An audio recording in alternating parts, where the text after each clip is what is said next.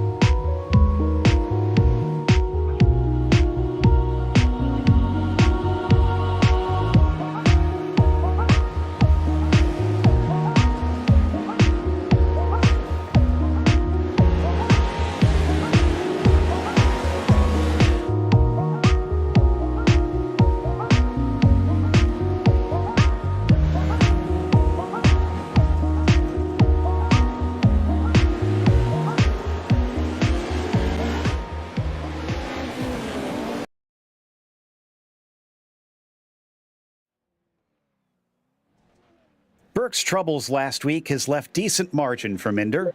With such a short season and this already marking the penultimate round, James has to respond today. Wild Horse Pass is a tiny affair compared to Bark River last time out, so let's get cozy as we get ready to watch round 4 of the 2022 iRacing Regional Short Course Series live on FTF.gg. Hi, I'm Joe Peak, and joining me in the booth is the voice of off-road, Dave Arnold, with our producer, Zach Johnson, behind the scenes. Well, as I implied, we are at Wild Horse Pass, and as you can see, there isn't quite as much scenery to this track, at least very different scenery to what we saw in the Upper Peninsula of Michigan, Dave, and it's going to be its own type of challenges. Honestly, this place, to me, feels almost like sort of a motocross course. Yeah, they call this the Valley of the Sun because everything gets baked out there for sure. But yeah, I really like it because of the moto feel. They've changed the track over the years and this new layout, very cool. But you said the motocross section. Well, yeah, high flying action. You're going to see how some of these jumps, the ski jump right off the Lucas Leap there. These guys fly 75 to 90 feet sometimes. That's about a triple on a motocross track, so I like it. Yeah, it'll definitely make them have to work for it. It's going to be technical. As you can see, it's a lot of back and forth quite quickly, and they're in the midst of their qualifying currently. Just a couple minutes left before they head off into the first heat of the night for this series. And right now I'm seeing Timothy Messimer currently on the provisional pole, and I'm not sure that we'll get anybody else able to set a time because I don't see anyone on track at the moment. So looks like we might be set to go. And with this being such a short lap around here, one thing that I think is going to make quite a difference compared to Michigan as well here, Dave, it's 26 laps for the feature on this thing. So they'll be circulating pretty quickly. Well, yeah, a lot of people hear the lap numbers. Like you said, Bark River, big, long, stretched out track compared to this. Very sharp, tight, just like the motocross track. But these laps, they click off so fast, you're going to be blown away. It's like it's already over. It happens that quickly there. Certainly does. So we got about a minute left while everybody gets themselves prepared and ready for this one. Not going to be too many more laps, though, in the heats, though. It's still only 6, so those will go by very fast themselves. And just as we've done before, the top 4 are going to advance to the feature in each of the heats. Then they'll have a last chance qualifier. Top 3 of those will advance to the feature. And we'll see who can manage to make it to the big show on this one. As I mentioned, of course, the championship is on the line here And Minder has taken 2 out of the 3 wins, with Burke being the only other one able to take a victory so far, and not having the best of days last time out. So he's got to strike back. He's got about a 16-point gap now coming into this penultimate round, and he's got to try and make sure that he gets as many points as he can to give a realistic shot at things, which includes the qualifying. I know you can see 16-point difference there on your screen. The qualifying gives points. The heat racing gives points, Dave. Everything matters out here. Well, and of course, when we get into the main event, you're leading halfway, you get a few more points, too. So that's always makes for a good time. Indeed. Well, we're going to go to the first grid of the evening, and Timothy Messimer will be on the pole position. Nathan Metaxen will be starting next to him, and it's Rory Folsom in third. Drake Mittag will be starting fourth, followed by Logan Gill in P5. Outside of row 3, Austin Bolson then has Drew Salgado in seventh, and Richard Swavely in eighth. Anthony Goyette trying to see if he is going to be here today, and no, looks like he is not in the simulator right now. So just 8 trucks to start us off, it appears, for this first event of the night. And also, the other critical thing here is, since they reset it for qualifying, it's a very fresh track out here, Dave. That's not going to last long either. No, and we will be seeing some Blue Groove getting in there pretty soon. I can guarantee you on that one. No doubt on that. They'll we mentioned it. They go around here so many times that they're going to be pounding that dirt repetitively for a lot of times. And looks like they're just about ready to go for this one. So you'll see only 4 corners to try and circulate around this place.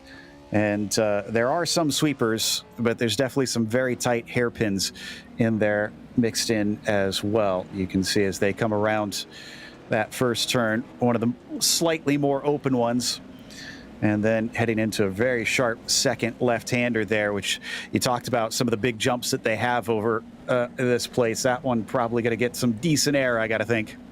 Yeah, we always called that the Lucas Leap, and I'll tell you, they could flat bottom those things, and you better get that thing rotated in the air, otherwise you're going to be going straight into the K-rail. But that first turn, always exciting. It's kind of not quite like Crandon because we don't have, the land rush start, but their high speeds are going to be carrying right up against that wall, and you'll see a few wall rides out of that one for sure. All right, pace truck's already going to take off. They go through the whoop section. And then 4 is one of the longest turns here, more than 180 degrees to wrap around. You can see they're all trying to ride up on the banking, as there is a little bit more up on that high side to kind of make it interesting. The green flag is out. Messimer's on the loud pedal. A little bit of banging in the back of the field as they all try and swing into turn 1, but it looks like we're going to be able to get through there without anybody turning around. Yeah, Messimer with a great jump out front for sure, but look at Metaxen. He's looking at that inside a few times there. Folsom almost getting on him, rides that K-rail. We got a little carnage going on. They got that little bounce off the berm actually coming around. That is a tight hairpin. They get tied up there a lot. That was Bolson who gets onto his side, and Gill unfortunately plowed into the tire barrier on the end of the K-rail. So he'll get it going. Everybody's still racing, but certainly not as whole of trucks as they used to have. First lap being led by Messimer. Metaxen still in second. Folsom has got his hands full with Mittag, but all of these top 4 should advance through. Mittag maybe just wanting to make himself a little bit more safe, get that buffer because he's on the attack. Yeah, Drake Mittag, an up-and-coming driving. He's a 3rd generation, or actually a 2nd generation, but his brother Doug Mittag competes at the Pro 2. In fact, just came, off of Crandon himself in real life. But Drake, driven little trophy cars there. He's got some skills, and I'll tell you, they're really coming to, to fruition right now here in iRacing. Got to train my high school German to not saying Mittag and say Mittag. Yeah, Mittag. It's okay. The 518 has fallen off a little bit, trying to catch back up as they fly over the jumps down into 2 once again. A little bit hot into there and getting plugged up. Folsom finds Metaxen in his way. That's going to cause him some concern, trying for the over-under behind him in that blue 518. Drake, unfortunately, over-rotates. Oh. Yeah, it looks like he caught that K-rail, brought it around. Lost about 4 truck positions on that one. But, Folsom, he held on to it. He held his line after getting on the bicycle. I'm kind of surprised he was able to keep that going. Up ahead of him, Messimer still leading the way healthily. as we ride on board now with Metoxen looking up ahead. No, excuse me, this is with Folsom rather, as he comes down into the braking for turn 2. He's got a healthy gap over Drake, but he doesn't have much to try and catch up to that 19 at this point. But he can just ride if he decides to, because he's going to automatically advance to the feature if he just stays put. You can see them coming around that final corner now to take the big jump across the start-finish line. Great run there, but you see you're talking about gapping out a little bit right now, and it looks like it's running out of time. You know, 1 lap to go at this is going to be quick. You can see how fast they get around. So when we get into the main event, 26 laps is going to go by in a blink of an eye, especially with that comp caution comes out. Looks like we had an issue with Swavely. He had to take a tow. I'm not sure what caused it. We're watching the 033 continue to lead, and he should get the white flag this time by. Really riding that progressive banking, coming around the final turn, trying to use that extra little grip that it gives him. And there you go, white flag waving for him back into turn 1. A great run there, and there it is, 1 lap to go. The final lap here, and you can see that thing just pitches up into turn number 2. And that's a great line he's got set up. You can see he gets a little sideways, stays down, and you protect that inside corner. You'll get guys who will go in there and they'll push you to the outside. You lose a lot of ground. But also, you want to be set up going to the inside for that final turn coming around, because I'll tell you, watch him right now. That's a good preferred line that you want to take as he slides around. There's the checkered flag. He's got it on lock. A win in the first heat for Timothy Messimer. Nathan Metoxen second, and Rory Folsom going to be third. Drake in the 518 will wind up the last to automatically advance. So Salgado, Bolson, Gill, and Swavely, there you see on your screen, will have to head to the LCQ. And of course, Goyet did not start this heat race, so not sure that we'll see him for the rest of the evening regardless. That'll take us to heat number 2. James Burke will be starting at the pole of this one. Ryan Miller will be P2. Cody Winecki starts from 3rd. After that, it's Robert Henderson in 4th. After him, on the inside of row 3, Corey Skiles will be flanked by Cameron Magashik, and Lorenzo Bonacci will be starting at 7th. Drake Bettetti will begin from 8th, and already lined up and eager to go. These guys are wasting no time. Yeah, they're itching to get going on these. There's going to be some fast heats until we get into the main events. I'll tell you, this track is always great. It's kind of like a bull ring when it comes to short course. It does have that feeling, doesn't it? Also, a quick update on the championship situation. Apologies, we do not have Zach Minder here, so this is a wide open goal for James Burke to gain a lot of ground and probably pass him in the points, as long as he doesn't flub it here. I mean, it's always an easier said than done thing when it comes to short course trucks. So Chaden is not in the list. That is shocking, especially with only 16 points. This is really going to shake it up. Oh, excuse me. No, he isn't here. No, I'm Is he? sorry. Okay. Yeah, no. I was going to say, wow, you're leading the points and you're not here? Chaden, what's up, brother?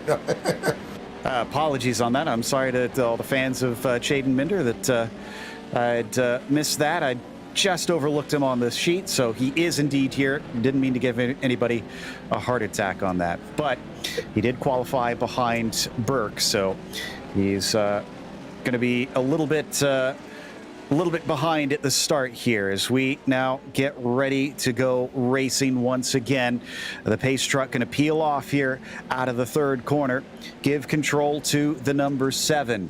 We've seen it's so easy to get in trouble, even if you do start from the front. If things just go slightly awry, get hit in just the wrong way, and suddenly your night can be severely compromised. As they fly out of the final turn, looking for the green flag, and Burke is on it early. He's going to get clear as long as he doesn't get pounded into through the 1st corner. He does not. He is good and on his way into 2. 3 wide behind him as they try to settle out the minor positions. You know, it's a perfect setup going on in turn number 1. You can see they stay a little low and just kind of slide up to keep your speed going up to turn 2. But this decides a lot. This is the place where a lot of passes are going to be made. Turn 2 into turn 3 here. If you leave that door open, you're going to lose a spot. Still a lot of bumping and banging there towards the back of the field. but it looks like the front is mainly single file very quickly. Seems like Miller's keeping Burke honest at this first lap as they lead across the line. Winecki's kind of dropping back by about 0.8 of a second, and Henderson is your last to advance as they currently run. They're going to go over the jump once again. And again, it is still looking pretty uneventful compared to what we witnessed in that first race. Yeah, this is looking very clean right now. You can see there's a nice little gapping between everybody right now. And, and I just actually noticed Burke with a new scheme on there looking pretty sharp for sure. And he really stands out, especially when you're in front like that. Yeah, I'm digging it. Very tropical looking with those colors. See, where's my pina colada? Oh, yeah. Now you're making me thirsty. Miller's behind him in the yellow and black in the meantime in the 51. Again, not falling away too quickly, but also not looking like he's got the pace to try and keep the threat on James Burke unless he can get a mistake out of him. Big bounce, though, down off the jump. And I always thought that was one of the more difficult parts of this track as well. It seems like a lot of the jumps just don't necessarily have the greatest of flow at times. Yeah, and of course, that little double bump there, that really unsettles the truck, and it can screw you up coming out of that corner into that final turn. And that's where we've seen sometimes, if you set that right, you can make a pass on the last lap and actually take the win. Down into the braking of turn 2 once again. Everybody very smooth into there. There's been a lot of practice done at this place, it seems, because I'm seeing a lot of these top drivers just on rails out there with this racing line. They fly to start lap 5 now, so only 2 to go as they cross. Bit of a back and forth battle for 6th and 7th, and unfortunately that is going to almost turn around. I think it was Pettetti there for a second, and you can see this is causing Corey Skiles to be able to get involved and up against the wall, trying to see who that was. That was Bonacci, just about losing control. Well, as you see the bomber on the side of that car, well, I'll tell you, he's bombing this one for sure. The bomber eyewear machine looks like he's going to get another pass there as that driver just blew there. Was that Gershik that just blew the turn, or was it Skiles? That's Skiles in the blue and white. Oh, he's going to get turned over potentially. No, he keeps it straight there. Absolutely using up the trucks. That's going to slow him down. And now it looks like Bonacci's going to be able to sneak through. Back to last goes Skiles, where he was last time. And I think Pettetti got pushed completely off the course. Yes, he did. So he disappears into the ether and is automatically towed to the pits. I tell you, Drake Pettetti, though, one of my trophy car drivers. Great to see him out here for sure. But Bonacci, he's used to racing a pro buggy in the open wheels. You put these kids in a full-size truck, they're going to use their elbows, I'll tell you. Apparently, Burke, though, doesn't need to use anything except his speed. He takes the win in the second heat. Miller winds up second. Winecki was starting to challenge there at the end, and Henderson will be fourth. That'll mean that Magashik, Bonacci, Skiles, and Pettetti will head to the last chance qualifier. Well, there I go opening my mouth again, Dave. I said, oh, well, this one isn't all that eventful here at the start, and then it just erupted at the end. Well, they're all trying to get that qualifying position, and I think some drivers getting a little frustrated back there is what it looked like to me. It did have the hallmarks of that. Well, we'll see if the guys get frustrated here. Minder going to be starting on the front spot of this one, so no matter what, he will begin behind James Burke in the feature. Dusty Ladner will start next to him in this heat, though. Scott Kerr will be in third, followed by Braden Ward, P4. Jason Bryant will start from fifth, followed by Nathan Ramsey. Then it's Jory Nix and Oliver Golding rounding out your 8-truck field. Checking to see, Oliver does not appear to be in the sim either, so I think he is also going to be a did not start for today. Okay, then. Well, we've been wearing in the track a little bit. I don't think I'm seeing any blue grooves yet, but I am seeing some dry circuit. Oh, yeah, definitely. This track, especially being in the desert, it just gets dirty, dusty really fast, dries out. When a little wind picks up, you notice it just sucks that moisture out of the dirt. So I think they've done such a great job imitating the way the conditions of this track are. It's going to be a little slick, a little dry. It's not as hot as you would think, though. We were kind of commenting on that before we came I'm a little shocked. It's in the simulator, we're getting a read of 66 Fahrenheit, and this is set in May currently here in Arizona. So I got to think you're probably a little jealous out there, Dave. Yeah, definitely. I just came from Arizona, and it was about a $1.05 there right now, so a little warm. My goodness. Definitely not like it is out here in southern Ohio right now. Beautiful fall weather for us. So in the meantime, we're going to see if Minder can do what the other two winners of the heats have done, which is go lights to flag and not relinquish the lead. He's got a bit of a buffer, so if he does find himself under threat, he doesn't need to worry nearly as much. Just needs to try and preserve his points lead. Green flag is out, and it looks like Minder is not going to get the greatest of jumps, but he's got the inside line down into turn one. He's clear behind him. Oh, somebody gets turned on their lid. That was Ward. Ward, yeah, definitely up into the K-rail there, and I can see Minder was looking a little bike bouncing off, using up his competitor there to slow him down to the turn. Very smart. So Minder leads, Ladner second, Kerr third. Ramsey's the last of the advancing positions right now. Looks like Bryant is unfortunately spun around, and Ward has now passed him after he got his truck righted. So everybody's still racing, but a little bit of a frantic start towards the back of the pack as they complete lap one.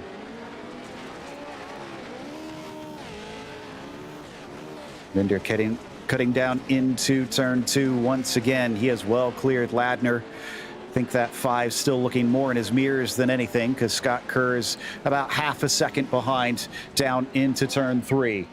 Yeah, you see Kerr, looking a little low, but it didn't make it happen. Looks like we got a replay ready as well on that start. Let's see if we can figure out what happened to Ward. There he is in the green and white. And, well, wrong place, wrong time, essentially. Yeah, basically just got clipped on the rear end, spun him around, and put him on his turtle position. Nice recovery, though, off the K-rail. Usually you don't see that in the catch fence. Yeah, certainly not. And then this is Bryant's incident, which was just one corner later. I didn't see what happened here. Someone spins in front of him. Well, that's definitely not the race circuit. Then he comes to a halt. Yeah, I think that's the best call there. He was going to get a cut course penalty, so he knew he just had to park it and let it take its time. And the triangle still were standing. Thankfully. A lot easier than real life, thankfully, here in the sim. And, whoa, that was getting very aggressive with that outside berm there for Minder. Not afraid to really get up to the edges of the track. Well, that's one of the things about that first turn. You know, the best line, you'll see a lot of guys, the fast guys, always going to be right up against that berm, ride that wall just a little bit.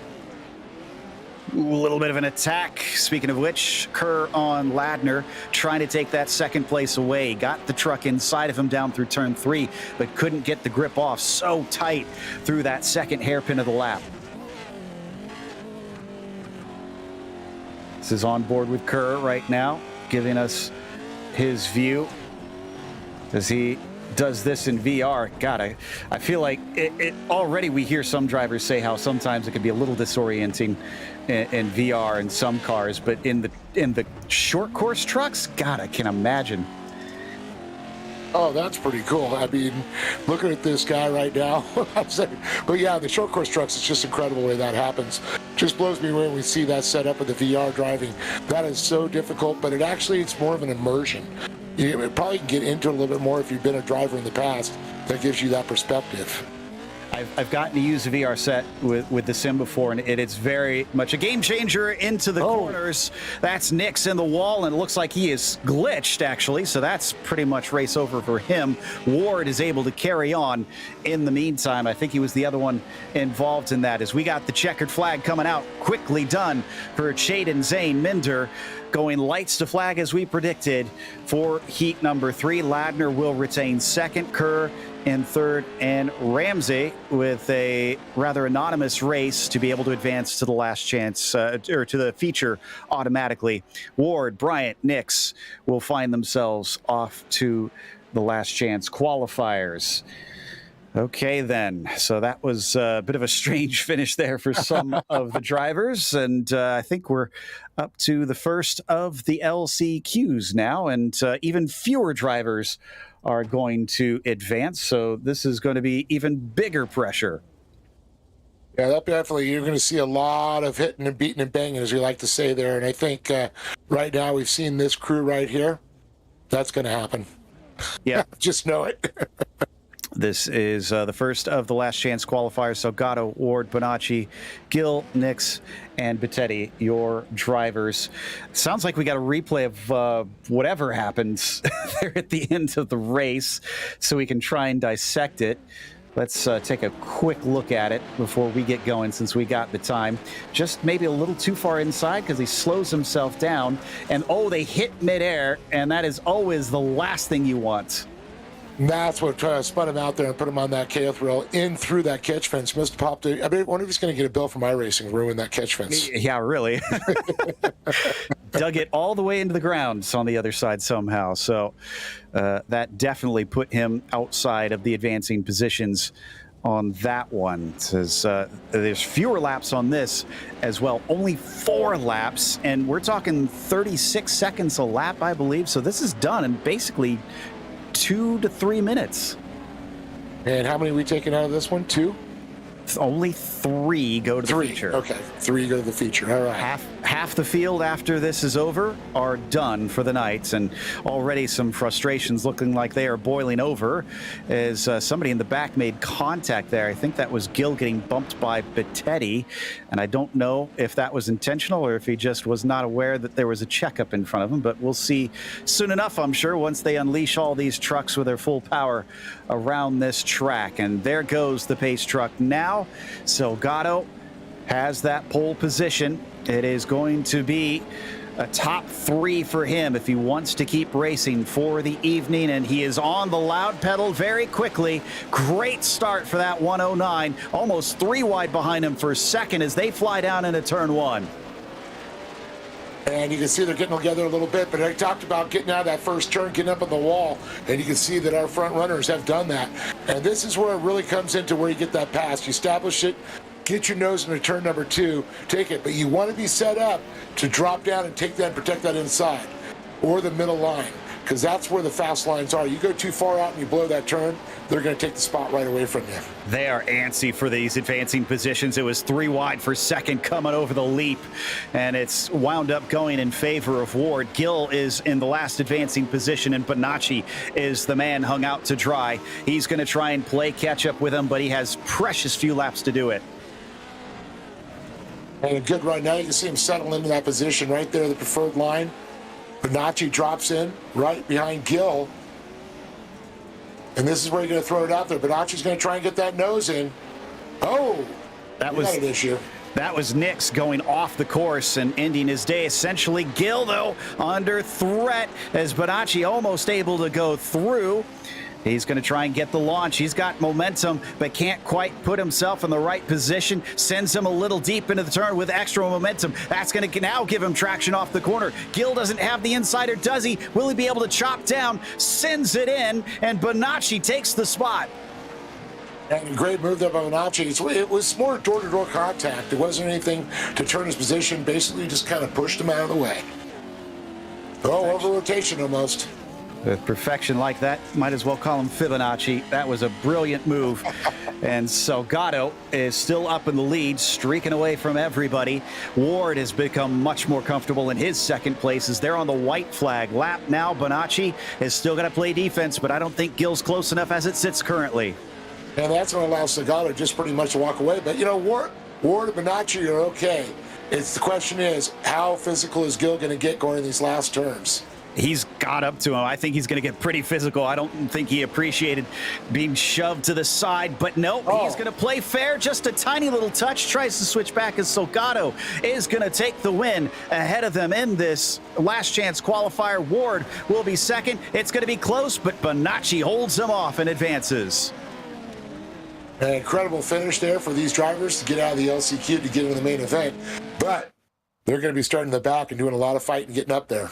Absolutely. But at least they get to go there. I'm sure Gill's not too terribly happy that he lost out at the last opportunity. Meanwhile, we head now to the last chance qualifier. So Gatto will be, Magashik will be on the top of this one. It'll be Austin Bolson starting from second position. Jason Bryant will be third and Corey Skiles fourth. Richard Swavely begins from P5. To his outside, it'll be Oliver Golding, and Anthony Goyette is not in the session, so it's only going to be 6 cars once again, or will it? Or we have 5? I think it is actually 5. So only 5 are starting, which means it's a better chance to get through. But now there's the embarrassment of if you didn't make it, you were one of the only 2 that didn't get to advance. Well, that's going to be some frustrated driving, I do believe, and that's what happens sometimes in these LCQs. And I know that our admins are not going to go ahead and take any of that rough driving, so they got to be smart about it. All right, so a wait for the go from the flagman here to follow behind the pace truck. And then from here, we'll get a bit of a warm-up, and then we'll go off to the feature of the evening. 26 laps and a lot more trucks around a tiny little space. We heard Dave compare it earlier to short track racing on the paved side. So expect things of that nature if you haven't already been given a taste of it here with how they've been racing out there in the few cases. What I'm interested in is we haven't really had a good fight up for the lead yet. If we get the top tier guys really going at it with each other, Dave, that's the one I want to watch. Yeah, absolutely. That's where it's going to come down to at the main event. I do believe this is going to be a battle royale for sure, especially when you get in these short situations with these tracks that are tight, technical, and a lot of air. Okay, 4 laps to decide which 3 will get to at least race a little bit more tonight and have a shot at the feature win, if it is even unlikely for them. We've seen stranger things in this series before, that is for sure. As they trundle around the long left-hander 4. It's a very early go for Cameron. He was on it quite early. The 253 stays clear of Bolson down into the first corner, just trying to keep himself away from any sort of dramas, and he does. Looks like Skiles slips into 3rd. Yeah, it's pretty cool seeing the Smith graphics on there. It's my good friend Brent Smith, one of the announcers at the Championship Off-Road Racing Series, kind of helping out some of these drivers. And I know that Bolson, these guys go down to Crandon, so they've got a little real-life experience seeing what these trucks could do. So I think that always gives them a little bit of a inside thought. Speaking of which, inside line there for Bolson. Yep. He flies through the final corner. Didn't really give him all that much of an advantage, unfortunately. So back through turn 1, it's Magashik, Bolson, Skiles there after the first lap that are advancing through. It's single file for now, but how long is that going to last? Yeah, for sure. Well, one thing for sure is these guys are look like they're behaving themselves so far. But wait till that last lap. I think the elbow is going to come out. Bolson, though, looking very clean, but Skiles, Bryant, Waverly, they're sitting back there. They're going to have to make a move soon.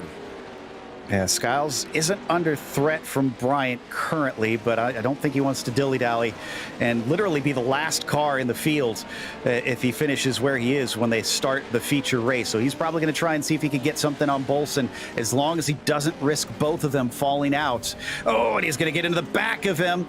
He gives him a hello and tells him that he is there. Good grip off the corners. They fly down into turn 3. I'm not sure if he's going to find enough. Maybe he will. And no, Bolson denies him for now. Yeah, I'll tell you, Skiles doing everything he can right now to get up there on Bolson.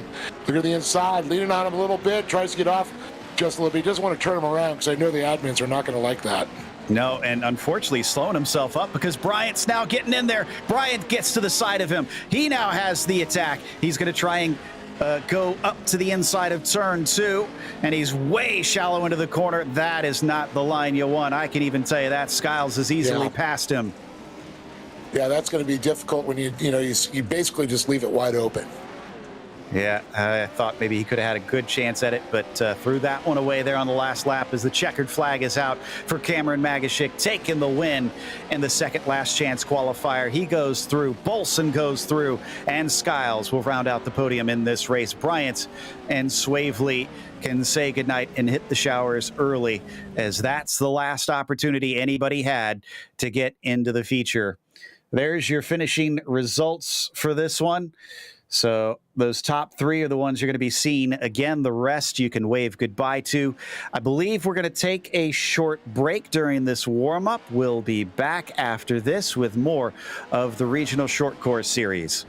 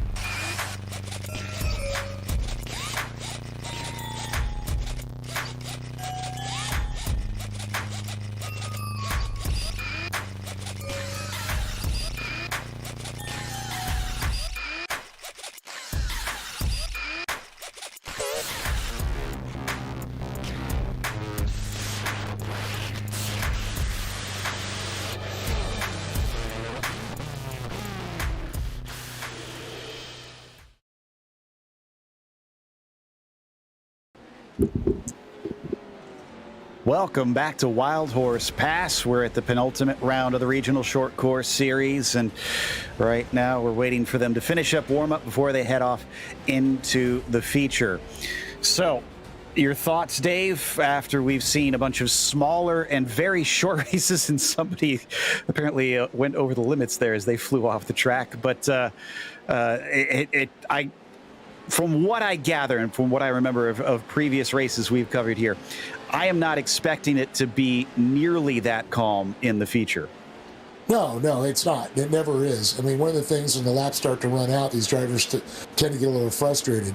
You got to keep your head about yourself, and you got to drive smooth. You know, another guy comes up, he's going to try and push you out of the way. You just got to kind of hold your line there. And that's one thing about Wild Horse. It's such a tight track. Sometimes you gotta kind of shove someone out of the way to get it in there, but you can't do it where it's going to turn the guy around or he's going to lose that position by you spinning him out. So it's kind of like that fine line you got to kind of dance in between on. That makes sense to me. And they're going to have to dance past one another as well, maybe a little cleaner than what we see on screen, because as we've seen in previous races, they will invert some of the field in the feature. However, the good news is they are only inverting the top 3, so it's not a full top 10.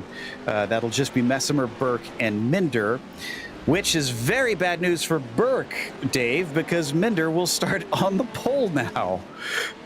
Oh, that's an unusual. I've never seen a 3-position inversion. It's usually a 0, a 2, a 4, or a 6. It's kind of a new thing.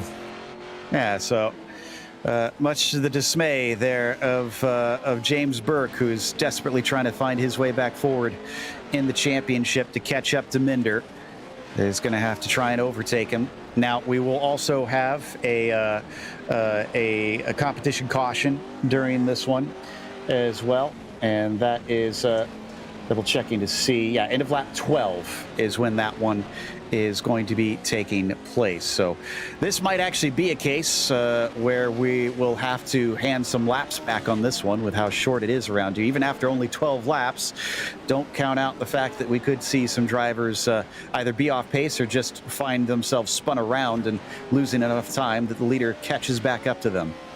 Yeah, that happens a lot, especially when that comp caution comes out. You rewrap the whole field. So if you got that lead, now you got everybody right back on your tail. So it comes out a little intimidating at that point. Certainly does. 30 seconds left in the warm-up here.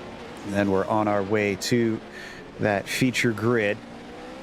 And drivers hopefully have plenty of experience at this stage of trying to navigate one another. But it's going to be so many more trucks, 18 of them taking part in this feature race, considering the most we saw was 8. It's going to be massively crowded. It's going to be hard to find space amongst these short little stretches blasting into the back and forth of this circuit and blasting into the wall in the case of one of our cars here in the warm-up.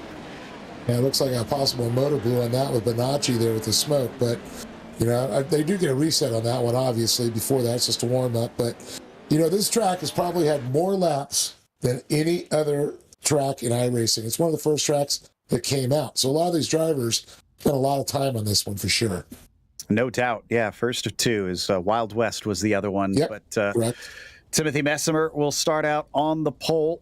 Or excuse me, no, Minder will start out on the pole because they will reverse them. Burke will still stay in second, and Messimer will start behind him.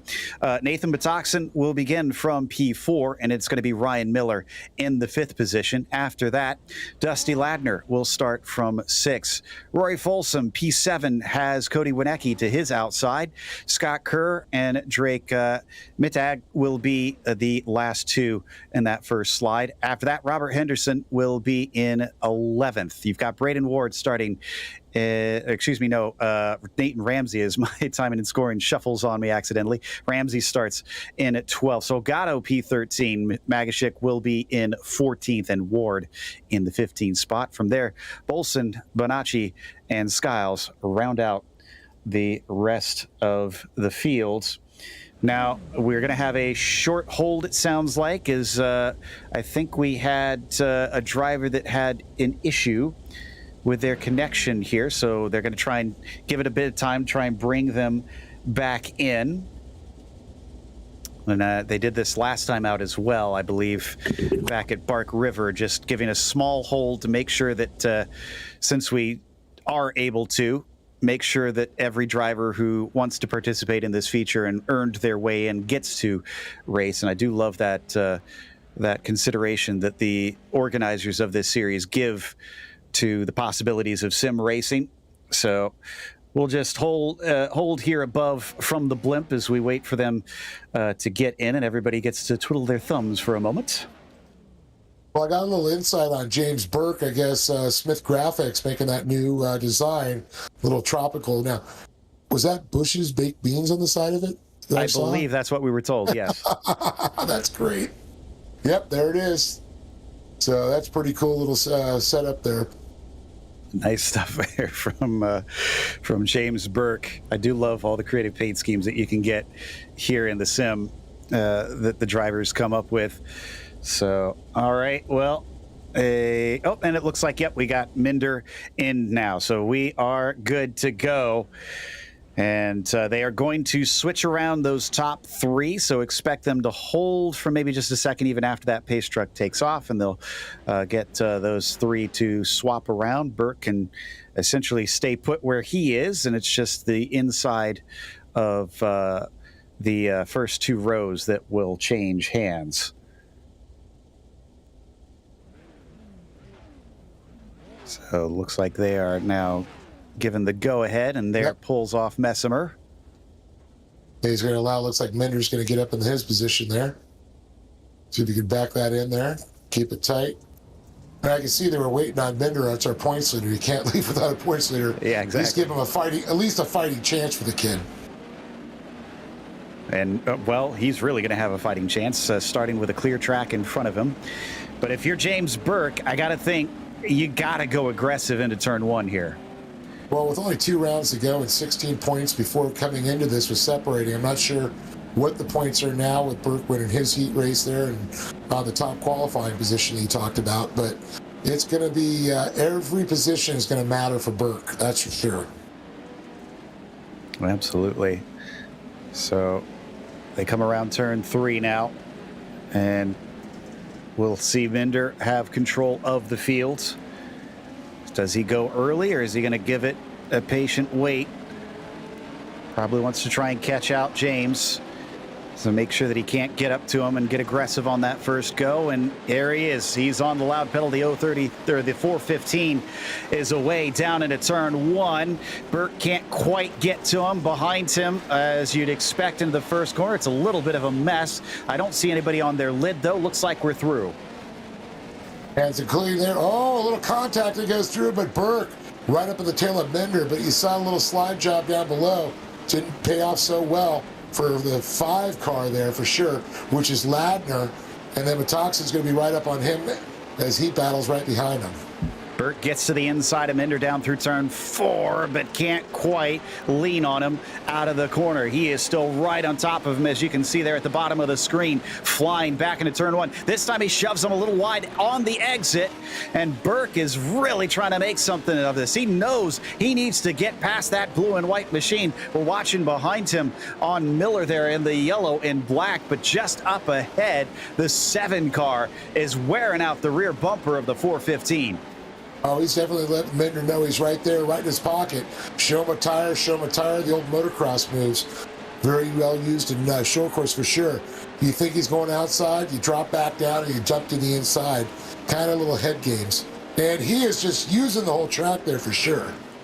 Oh, my goodness. Very much on the edge of things, pushing him up and over the jumps. Tries to go around the outside. Can he cut back in maybe with a better launch off the corner? Not quite. He certainly looks faster, though. Minder, with that regrid, doesn't quite have the race pace to hold it up here early on behind them. Messimer kind of watching on at times. He gets involved, but he isn't as close as we've seen with James.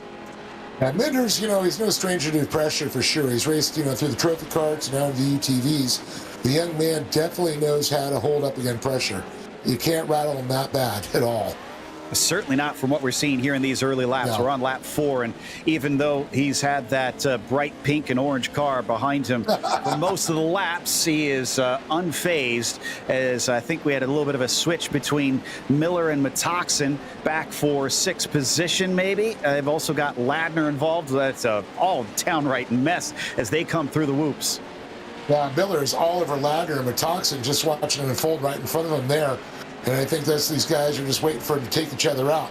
I mean, we're only 4 laps of 26, now 5 as they tick them off. But, hey, what is it? We're going to go, at 12? We're going to throw that caution. Oh, looks like we got a blown motor there by Bolson. Oh, no. Oh, man. Guy cannot catch a break. I'm trying to see where exactly it happened.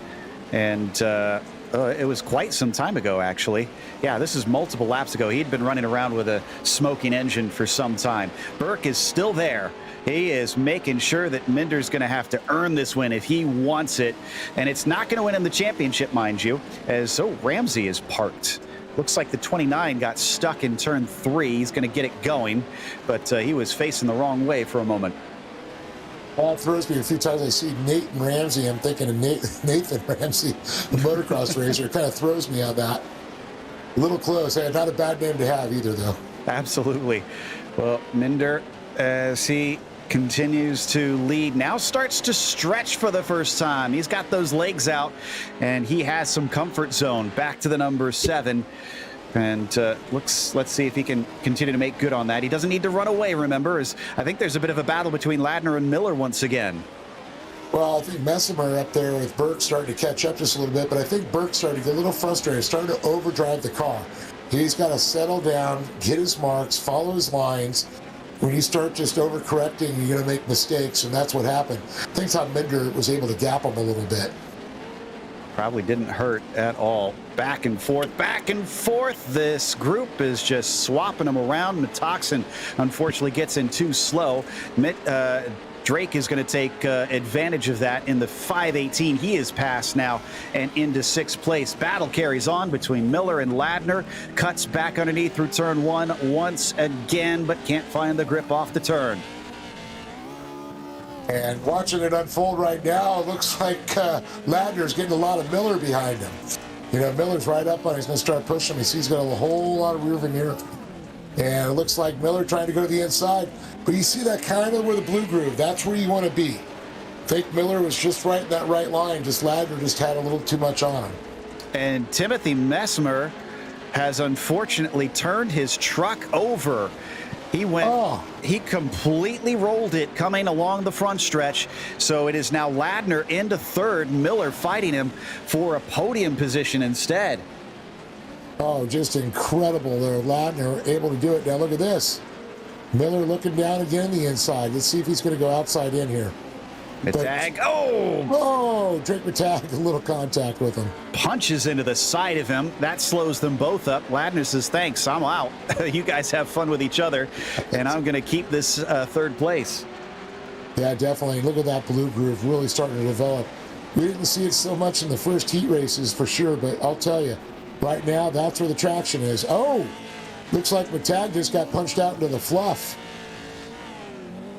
Yeah, and we're seeing a lot of that, really. It's heavy beating and banging with these tight confines that these guys have. Still following that beautiful deep blue truck, trying to keep touch with Metoxen. Over the whoops now and into turn 4. They go single file for the first time in a while. Yeah, they all know that's the fast line. You get out in that fluff or the marbles, it's going to get just spinning tires. That's how you don't get that forward momentum or bite. Just leaning on Metoxen a little bit, but not shoving him out. Mitag is going to have to try and come back, and now we got another truck up and over. He winds up on his wheels. That's Scott Kerr. Wow, great job. He isn't even phased. You see Folsom come in hot there, trying to almost take Mitag out of position there, and a little beating and banging going on there too. The old desert trophy truck bump. So yeah, Folsom is on the hunt now, trying to take 6th place away, but has to fall back in line as well. Scott, after completely barrel rolling the 84, still runs in 8th. Doesn't seem like he damaged the truck too much. It's keeping pace. And up in front of it all, Minder has a 1.2 second lead currently. So actually, he's dealing with lap traffic. Austin Bolson's returned to the circuit and is making life a little bit difficult for the 415. Well, I think that's going to make a little difficulty for Burke as we start to see this unfold. Binder gets by him, not a problem. Now will Bolson allow Burke out? Competition caution. Yep, caution is out. Bolson was behind him when it flew. We'll see if they give him both of those laps. And holy cow, look at it's that's my boy Gary Lane. Yeah. We may need to send that one into iRacing's Not Top 10. I've never seen the pace truck do that before. I have not seen it after the years. Look at that. That's got to be... Oh! Got on the bike, and they brought him back down. Okay. Now he is up to a more standard pace, but he was in a hurry. He had to catch the leaders. He had to get there. Didn't want to waste any time. So they're going to wave around our lap down trucks, and we're going to get them re-racked up, and then we'll be on our way once again for the second half of this race. Some of them very coming in hot. I almost saw Miller run into the back of Ladner there for a second. Don't want to cause an accident under yellow. This is the greatest time you can really see the line start to develop at speed, where the rubber's been laid down.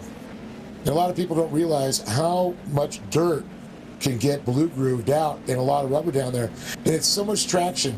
And you'll see the guys, they'll put one tire on the rubber, a little bit just on the edge, and you'll still get that drive, but you're able to pitch that truck sideways a little bit and get it to rotate. Now we've got a replay of both Messimer's incident and I think Kerr's as well. So here is Messimer when he was in 3rd place, bounced it wrong, and over she goes. Yeah, I want to see the replay of the pace truck. I don't know if we have that, but I think we have Scott Kerr's roll. Now this is fantastic. Watch this. Another case of rolling the truck, but look, just right back on and off. Well, he's got Nitro Circus on the side. What do you expect him to do? Yeah, exactly. He's an acrobat. Yeah, he's like, hey, Travis Pastrana, I'm ready. I think we're going to watch the truck. Is there an onboard with this truck? Maybe I'd love to see the driver's perspective. He was getting as much air as... Yeah. All right, that just made my night. That's all I could say. Yeah, I love that. I've seen some weird things with the pace cars in iRacing. I've never seen a hot rodding pace truck just launching it over the jumps here. Now, I think we might be going back to racing soon here. Yes, we are, because the pace truck is actually coming in. So let's get back and get our noses to the grindstone, because Minder still has Burke with him, and even closer now that it has been stacked back up. Burke couldn't get by before. What did he learn from last time as the green flag waves and the 7 is on the loud pedal trying to chase down our championship leader? And Burke's going to try and change up his lines a little bit, but there's that fast line. See how they just kind of ride up against that rail. Minder leading the charge for sure. They come out of turn 2 now. It's a big stack up behind him. I think everybody's going to get out the other side, not without a lot of fenders being bent. But little tip for Burke as Ladner tries to get involved in the fight for the first 2 positions, but then falls back. It is still Minder, Burke, Ladner, your top 3 as they complete the first lap after green. And you see the lights getting a little low in the sky there. And oh, big move by Burke. Basically puts a block pass on Minder, and Minder able to drop back, and Ladner followed him right up in that 2nd spot. Not taking no for an answer. Minder is also trying to shove his way back through. I'm sure he did not appreciate that. Ladner still in 2nd. He took great advantage of that. Just tips the back of the 7, but doesn't send him around. There goes Minder to the inside of turn 4. Can he get the slide job? Yes, he can. Just shoves him out. And it looks like we lost one of the trucks over the wall there. It's hanging on the K-rail. I think that was Winnecki. Winnecki, yep. So he'll have to take a tow being put in that position. Well, we wondered when the aggressiveness would happen for Burke, and the answer was right after the yellow flag finished. He is now up to this top spot. But what will happen if Minder can catch up to him? Well, a bit of that, it looks like. Well, Minder basically, he kind of left that inside open, and, Burke had that speed. He got that pedal down a little bit longer, and I think he just, Minder got on the binders a little too early, but a little bit of a block pass. He pushed him right up out of his line. Chaden's right with him. In fact, he gets a great exit coming out of turn 1, up into 2. Not going to repeat the feat, although he's going to try to get to the inside. Oh, big shove there on the second part. Now, and he gets rolled over. He comes back to his feet. He carries on in second place. Behind him, Miller's overtaken Ladner for second place as well. Is this Burke redressing the position? And Minder tries to answer right back. That was the amazing thing. After the roll, the flip back down, held on to second, and still fighting for that top position. Oh, now he gets into the side of Miller. They're all kinds of beating and banging. Miller's going to get into second place because of that. Minder tries to cut back. He's going to have the inside down into turn 2. Ladner watches on. Could he steal second from both of these guys? Not quite. Looks like Chaden will hold on to second place, but this has allowed Burke to get a buffer. And Miller and Ladner are going back and forth there too, but I'll tell you, this is what short course racing's about. This has nothing been dirty. Nobody's changed their position. It's been a lot of side to side, a lot of elbows being thrown for sure. 2 trucks in this race have rolled over and carried on like nothing happened. Unfortunately, it looks like Nathan Metoxen is in pit lane. I'm not sure what that's for. He's not been having the greatest of days here early in this race. Here is the replay for Chaden's roll. Fair game. He got to the inside of him. And I think it's just it's the nature of sim racing, not quite like real life. It's probably a little bit harder to try and figure out exactly where everybody is. I was kind of amazed to see how that recovery, and believe it or not, I've actually seen that in real life at this track. Almost to the exact T of what happened. Guys came off the inside, gets a little, caught sideways there, gets pushed over, rolls over, comes back, and still won the race. Could Minder do that? We don't know, but Burke definitely now is going to get the elbows out there, protect those lines. But Minder, he's made no little secrets. He spent a lot of time on this track. And I got a feeling that the tensions have risen inside the cockpits as he gives a tap to Burke now with both of them. They have no idea who's at fault here. They don't have the outside perspective of this. All they know is they've been leaning on each other, and one of them has now gotten rolled over.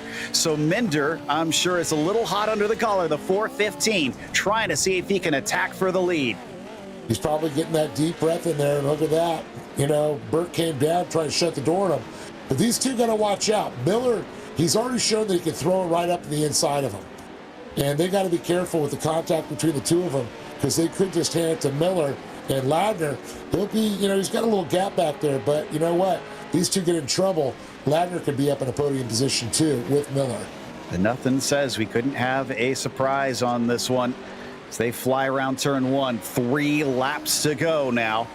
And Burke looks like he's relatively clear. We could still see Chaden try to get to the inside like he's done, exactly like he did. But now I think James is wise to it. Yeah, he's definitely. That's why I say he's trying to protect those, lines. Is it okay? He's going to go outside. Well, I'm going to stay in that middle line there. Just cover him off, prevent him from using the place where he wants to go. Correct. Off of the final turn. This time, though, he's got a bumper to him. And that could have been a problem there. You can see a little speed got scrubbed up by Burke, and then Minder would have been right up on it. I do believe that would have been the chance for him to go. Oh, this time he leans on him. This time he's through. Down the inside of turn 2. Chaden Minder back to the front. Burke could try and fight back down into turn 3, but it looks like that inside line doesn't offer a whole lot of grip. I think Burke got on the binders a little too soon on that when he was worried about taking him out. If he would have just ran him around that outside, kept him pushed out, that would have taken the position. Very smart by Minder, but I think that was a mistake by Burke. Burke answers right back. A mistake by Minder. Oh, and then Burke, he gets a little bit of traction. Oh, my goodness. This is the final lap. and he saw him coming. Another slide job there from Burke. This time he's looking desperate. I don't think he's going to be able to do it. He lost a lot of time that time through. Minder is clear down into turn 3. He's just got to be smooth through 4, and I think this is the win for Chaden Minder to make it the 3rd out of 4 races this season. And indeed, Chaden Minder is going to win here at Wild Horse Pass. Yeah, heck of a job for that young man there, but Burke, drive of a lifetime. And how about Miller? He was waiting. He knew that they were fighting it out there. He thought he might be able to get that position as the rest of the drivers going to come across, and they'll get their points and sort it out, but not their day for sure. That's Folsom beating out Skiles and Ward there for the 8th position. Burke definitely smacked of desperation at the end. He knew that it's going to be a bad time if he loses more points in this feature to Chaden, which he did. But here's your results for that final race of the evening. Chaden Minder taking the win over James Burke. It was hard fought for, though. Miller maybe could have snuck in there, but didn't seem to have the pace in those last few laps to try and get involved. Ladner just off the podium. Scott Kerr will be P5 as Robert Henderson is in 6th. Then you've got Drew Salgado finishing 7th from 13th today. One better there for Braden Ward, who wound up 8th after 15th, and then 9th from 17th from Bonacci. Watching to see if we get any last-second penalties, just in case, because it was pretty rough racing, but I didn't see anything untoward from my end. Nathan Ramsey wound up 10th, by the way, last on that slide. From there, Folsom was a lap down in 11th. Magashik wound up in 12th. Skiles P13. Cody Winecki, we saw him go off course briefly. He was multiple laps down in 14th. Bolson in 15th. Matoxin P16. Drake and Messimer DNFs here today. So it sounds like we don't have anything forthcoming in terms of penalties right now, although the stewards will obviously take a look at it. So these are the provisional results in the meantime, and we'll give you updates if anything changes by the time we come back for the finale next week. Let's see if we go to 3rd place here, I believe, for Ryan Miller, who had a front row seat to some wild action out there. And at one point was starting to get a little bit involved. Ryan, it looked like you tried to become a part of the situation, but just couldn't hang with them in those last couple laps. Yeah, honestly, I was actually just sitting in another room talking to James, telling him that, I knew they were battling. I figured maybe they'll take each other out and I could just sit back where I was and I'd find a way they'll get the win, but it didn't work, but we'll take 3rd. It seemed like it was frantic racing, which we kind of expected. This is such a tight little track. Did you come in thinking I gotta be defensive here today, knowing that everybody's going to be fighting hard for whatever space they can grab? Yeah, I knew that there's a couple corners that I've been worried about and also focusing to make a pass. So if I knew I could make a pass there, I had to worry about getting past there. So if I could block those lines there, I figured I could just hold my ground and keep up in the points hunt here. We're trying to sneak our way through. Yeah, it's understandable. Well, it's back to a much larger course. You get to stretch your legs out with the longer version of Crandon. Are you looking forward to a little bit more speed? Oh, yeah, 110%, especially there. We got a lot of laps there. I normally don't run the trucks. We came from the big block side of the iRacing deal here, so this is supposed to be relaxing and just for fun. So Crandon is one of those tracks that we've all put laps in just because we can get everybody else from the dirt oval side to come over here, so it should be interesting. Relaxing with the short course trucks. You have a strange definition, sir. Well, I don't mean to in the laugh. big blocks, you'd understand. Yeah, I guess so. Well, congratulations on a podium from 5th today. Anybody you want to thank? Oh, yeah. All the guys at Team HSR, first and foremost. The guys over at Apex Industries, they ain't quite made it to the dirt road side, but we're trying to coax them. So if you need any setups for the oval side, there you go. My parents for watching, and then the lady and kid for allowing me to sit here and do this. Great stuff there from Ryan Miller in the 51 truck this evening. And I do believe that Dave Arnold has caught up with 2nd place finisher James Burke in the 7, who gave it his all tonight. James, got to say, you drove like the loud colors on that car for sure tonight, but the slide jobs, the moves, the battling back and forth, it was a whole nother game there. 16 points back. Was that in your head? Definitely was in my head, and I know how Chaden drives. We've been driving together for a very long time, so I knew that I had to make a move quick, and if I didn't make a move quick, it was game over, and you guys seen it there in the first half. I mean, I made a simple mistake, and Chaden was gone. So once I seen the opportunity to throw that very aggressive slider, and I'm sorry for doing it that aggressive, but like I said, we go back, so I know that he was going to be right there next to me, and he's going to be doing the same thing back to me. So yeah, it was definitely a struggle. Well, it looked like at that turn number one, the setup, that's where you pretty much knew in your head. Were you watching his lines? You knew where that position was, and you just had to change your lines up a little bit? I knew going into turn one there that I was much faster than him. No matter where we were at, I knew that I was faster than him, and I took an opportunity to slide him. It worked. It didn't work the second time. He definitely seen it coming. I probably should have waited for that first slider, but yeah, I knew that he was there. I knew that I was slightly faster there, and as long as I could get out and protect, I could hold him back. But it wasn't the case. Well, the last question I got to ask you is coming out of turn number two. You're battling for the lead there with Chaden. Comes out, he gets sideways. You have a little contact in the air. He rolls, he flips you on position, but he was right back on you. How shocked were you?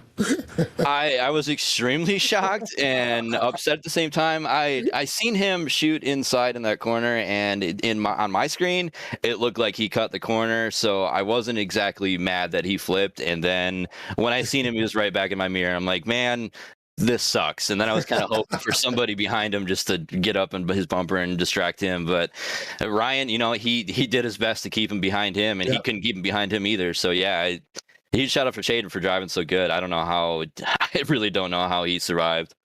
Well, sometimes your Christmas dreams come true, and that's what it did for Chaden for sure on that one, staying up right on you. But one of the best battles we've seen, I'll tell you, this series is just getting better and better, and you guys just made it step to the next level. But I know you got some people to thank for being here tonight. Yeah, this is the first time since week 2. I mean, I didn't get to talk to you guys during Wild West, but yeah, Legion Speed Sports. I mean, Chris Plumley for getting that group together. Tom Grady, he's in Germany right now, so he gave me his best tips as he could. Dashalette and I, we pounded out laps all day today. And then Smith Graphics, I mean, Brock, Brent Smith, Noah Sanders, we pounded laps out yesterday together. And then, yeah, everybody else, AMX, they help me out every once in a while. Daily Pinnacle with Humblecock, he lets me throw the rooster on his truck. So yeah, I mean, Connor and you guys, yeah. So yeah, it's good talking to you guys. First time since Wild West or Crandon. So hopefully I'm on the box again next week too. Well, James Burke, congratulations. James, of course, second place tonight. But do you believe Joe is standing with our winner right now, the man on top, young Chaden Zane Smith? Indeed, the 415 and Chaden, it sounded like James was having fun out there. Were you having fun? Because that was quite a fight. Yeah, I was scared of what was going to happen. It was a crazy race out there. I didn't know what was going to happen next. We didn't either, if I'm honest. It certainly had some moments that really shocked us. And it seemed like you were pretty savvy, though, because James had a few times where he was trying to pull some aggressive moves, including there at the end with that slide job. Did you expect that coming? I did, because right out of the start, he tried to pass me pretty early on to get out and get in front. But I was a little mad at first, but then I realized it's just off-road racing, and it happens. Well, I like that attitude that you're taking with it then. It is refreshing to see you guys come away smiling after that one, because it looked like it was getting pretty intense for a brief moment, especially when he rolled you over. I heard you get on the radio for a little bit, but it seemed like you recovered rather quickly. Yeah, I was mad at first, but yeah, I learned to move on, I guess. Well, nice job on that. One more to go, a 17-point gap from what we can see going into the final round. That's got to feel pretty comfortable, but how does that make you approach Crandon as we enter the finale?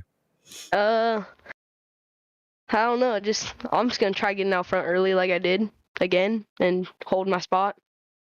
Because I know James is going to bring a battle for the championship.